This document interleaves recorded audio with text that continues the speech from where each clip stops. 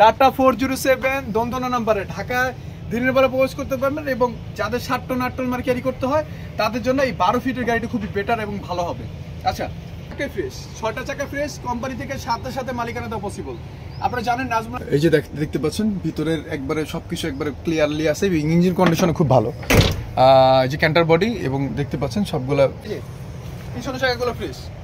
চাকার কথা কেন বলি, আপনারা যদি মনে করেন যে চাকার কথা কেন বলি, চাকার কথা বলার উদ্দেশ্য এই জন্যই কারণ একটা গাড়ি সম্পূর্ণ চাকা আপনি যদি লাগাতে চান মোটামুটি 1,20,000 টাকার মধ্যে পড়ে যাবে, তার মানে চাকা একটা মূল ইফেক্ট পড়ে।